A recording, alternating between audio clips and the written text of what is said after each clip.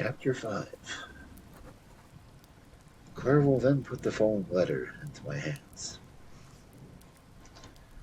To V. Frankenstein. My dear cousin, I cannot describe to you the uneasiness we all have concerning your health. We cannot help imagining that your friend Clerval conceals the extent of your disorder, for it is now several months since we have seen your handwriting, and all this time you have been obliged to dictate your letters to Henry. Surely, Victor, you must have been exceedingly ill. This makes us very well wretched. As much so nearly as your father, as much nearly after the death of your dear mother. My uncle was almost persuaded that you were indeed dangerously ill, and could hardly be restrained from undertaking a journey to Osenstein. Clerval always writes that you are getting better. I eagerly hope that you will confirm this intelligence soon in your own handwriting, for indeed, Victor, we are all very miserable on this account. Relieve us from this fear. We shall be the happiest creatures of the world. Your father's health is now so vigorous that he appears 10 years younger since last winter. Ernest also is so much improved that you would hardly know him. He is now nearly 16, and has lost that sickly appearance which he had some years ago. He has grown quite robust and active. My uncle and I conversed a long time last night about what profession Ernest should follow. His constant illness when he was young deprived him of the habits of application, and now that he enjoys good health, he is continuously in the open air, climbing the hills or rowing on the lake. I therefore propose that he should be a farmer, which, you know, cousin, is a favorite scheme of mine. A farmer's is a very healthy, happy life, and the least hurtful, or rather most beneficial profession of any. My uncle had an idea of this being education as an advocate, that through his interests might become a judge. But besides that, he is not at all fitted for such an occupation. He is certainly more creditable to cultivate the earth and the sustenance of man than to be the confidant and sometimes the accomplice of his vices, which is the profession of a lawyer. I said that the employments of the prosperous farmer, if they were not more honorable, they were at least happier species of occupation than that of the judge, whose misfortune it was always to meddle with the dark side of human nature. My uncle smiled and said that I ought to be an advocate myself, which put an end to the conversation on that subject. And now I must tell you a story that will please and perhaps amuse you. Do you not remember Justine Moritz? Probably you do not. I will relate her history, therefore, in a few words. Madame Moritz, her mother, was a widow with 4 children, of whom Justine was the third. The girl had always been the favorite of her father, but through a strange perversity, her mother could not endure her, and after the death of Moritz, treated her very ill. My aunt observed this, and when Justine was 12 years of age, prevailed on her mother to allow her to live at our house. The republican institutions of our country have provided simpler and happier manners than those that prevail in the great monarchies that surround it. Hence there is less distinction between the several classes of its inhabitants, and the lower orders being neither poor nor so despised, their manners are more refined and moral. A servant in Geneva does not mean the same thing as a servant in France or England. Justine, thus received in our family, learns the duties of the servant, a condition which, in our fortunate country, does not include the idea of ignorance and a sacrifice of dignity of a human being. After what I have said, I dare say you will remember the heroine of our little tale. Justine was a great favorite of yours, and I recollect you once remarked that if you were in ill humor, one glance from Justine would dissipate it, for the same reason that Aristotle gives concerning the beauty of Angelica. She looked so frank-hearted and happy, my aunt conceived a great attachment for her, by which she was induced to give her an education superior to that which she was first intended.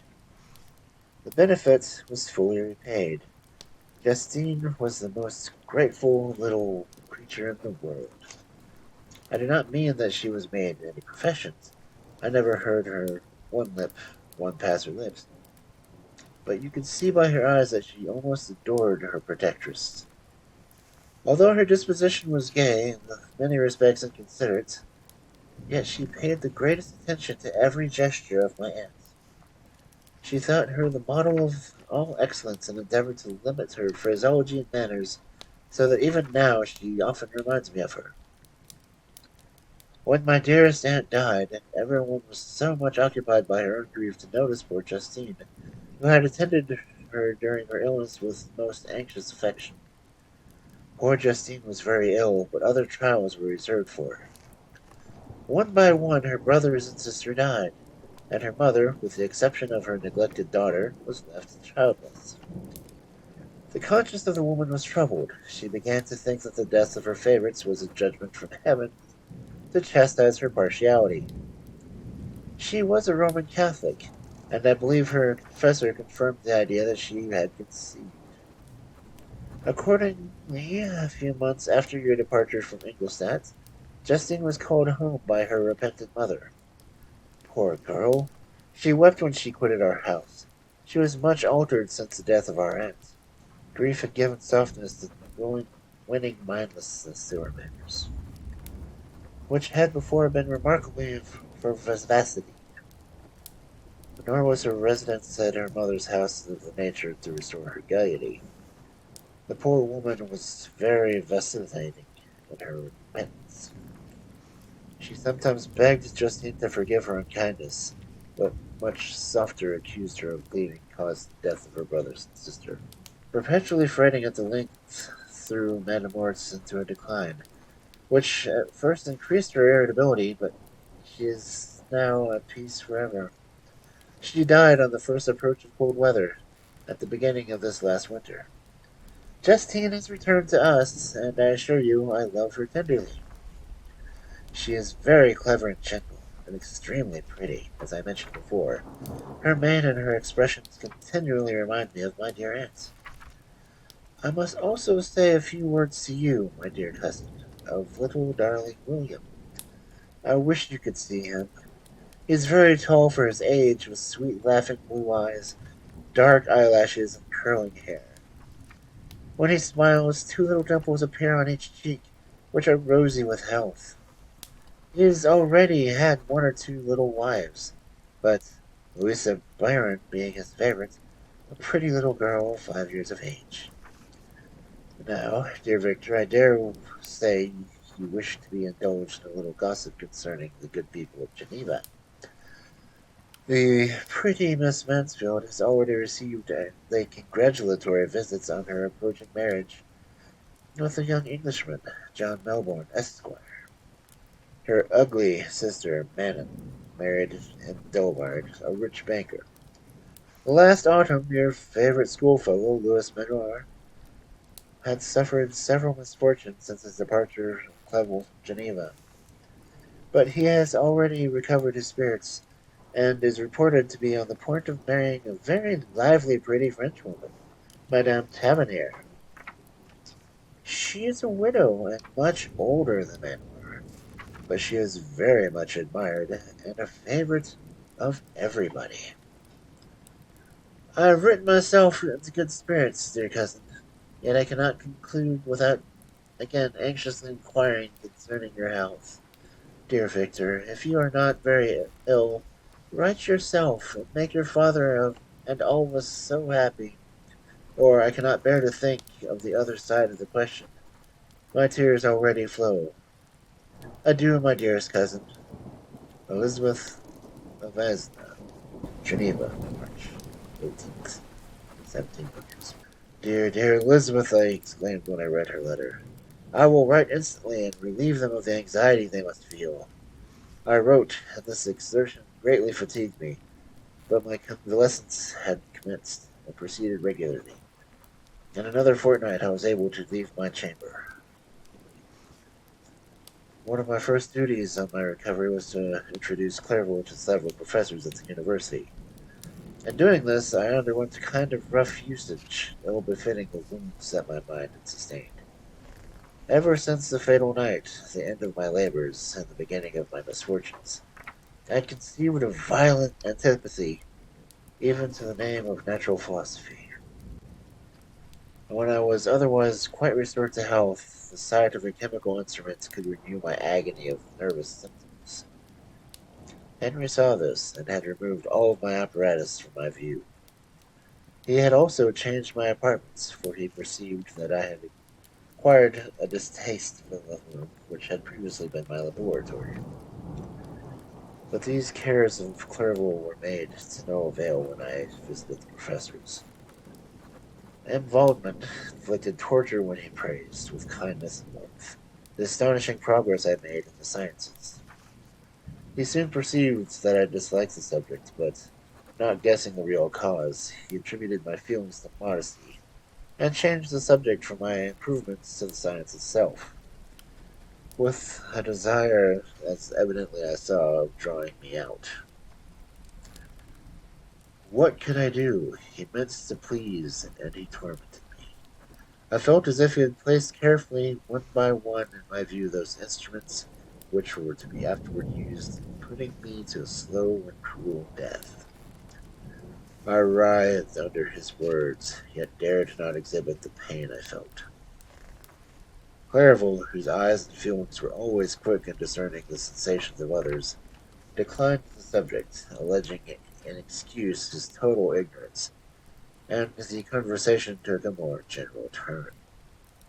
I thanked my friend from my heart, but I did not speak. I saw plainly that he was surprised, but he never attempted to draw my secret from me, and although I loved him with a mixture of affection and reverence that knew no bounds, yet I could never persuade myself to confide to him that event which was so often present in my recollection, but which I feared to detail to another would only impress more deeply. And Kremke was not equally docile, and in my condition at the time of almost insupportable sensitivity, his harsh, blunt doctrines came to me more pain than the bewilderment appropriation of Ben Walmart. Damn the fellow, he cried. Why, M. Clerval, I assure you that he has outstripped us all. Ay, stare if you please, but it is nevertheless true. A youngster who but a few years ago believed Cornelius Agrippa as firmly as the gospel has now set himself at the head of the university, and if he is not soon pulled down, we shall all be out of countenance. Ay, ay, continued he, observing my face expressive of suffering. And Frankenstein is modest, the excellent quality in a young man. Young men should be different to themselves, you know, and Clerval. I was myself when young, but that wears out after a very short time. Kremke had now commenced a eulogy on himself, which happily turned the conversation from the subject that was so annoying to me. Clerval was no natural philosopher. His imagination was too vivid for the minutiae of science. Languages were his principal study, and he sought, but acquiring their elements, to open a field of self-instruction on his return to Geneva. Persian, Arabic, and Hebrew gained his attention. Afterward, he had made himself perfectly master of Greek and Latin. For my own part, idleness had been irksome to me, and now I wished to fly from my reflection and hated my former studies and guides. I felt great relief in being a fellow pupil with my friend, and found not only instruction but consolation in the works of the Orientalists. Their melancholy is soothing, and the joy elevating to a degree I never experienced in studying the authors of any other country. When you read the writings, life appears to consist in a warm sun and garden of roses, and the smiles and frowns of a fair enemy, and in the fire that consumes your own heart. How different from the manly and heroic poetry of Greek and Romans. Summer passed away in these occupations, and my return to Geneva was fixed for the latter end of autumn. But being delayed by several accidents, winter and snow arrived. The roads were deemed impassable, and my journey was retarded until the ensuing spring. I felt this delay very bitterly, for I longed to see my native town and my beloved friends. My return had only been delayed so long as from an unwillingness to leave Clerval in a strange place, before he had become acquainted with any of its inhabitants. The winter, however, was spent cheerfully, and although the spring was commonly late when it came, its beauty compensated for its dilatoriness. The month of May had already commenced, and I expected the letter daily which was to fix the date of my departure, when Henry promised a pedestrian tour of the environs of Ingolstadt, that I might bid a personal farewell to the country I had so long inhabited. I acceded with pleasure to this proposal. I was fond of exercise, and Clerval had always been my favorite companion in the rambles of this nature that I had taken among the scenes of my native country. We passed a fortnight in these perambulations. My health and spirit had long been restored, and they gained additional strength from the celebratorious air I breathed, the natural incidents of our progress, and the conversation of my friend. Study had before secluded me from the intercourse of my fellow creatures, and rendered me unsocial. But Clerval called forth the better feelings of my heart. He again taught me to love the aspect of nature and the cheerful faces of children. Excellent friend, how sincerely did you love me, and endeavor to elevate my mind, until it was on the level with your own. The selfish pursuit had cramped and narrowed me until the gentleness and affection of your warmth opened my senses. I became the same happy creature who, a few years ago, loving and beloved by all, had no sorrow or care. When happy, inanimate nature had the power of bestowing on me the most delightful sensations. A serene sky and verdant fields filled me with ecstasy. The present season was indeed divine. The flowers of spring bloomed on the hedges, while those in the summer were already in bud. I was undisturbed by thoughts which during the preceding year had pressed upon me, notwithstanding my endeavors to throw them off with the invincible burden. Henry rejoiced in my gaiety, and sincerely sympathized my feelings.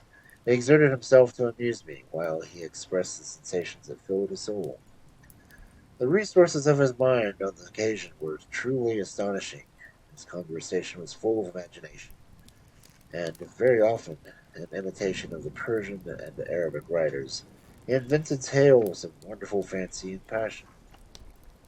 At other times he repeated my favorite poems, and drew me out into arguments which he supported with great ingenuity. We returned to our college on Sunday afternoon. The peasants were dancing, and everyone we met were gay and happy. My own spirits were high. I bounded along with feelings of unbridled joy and hilarity.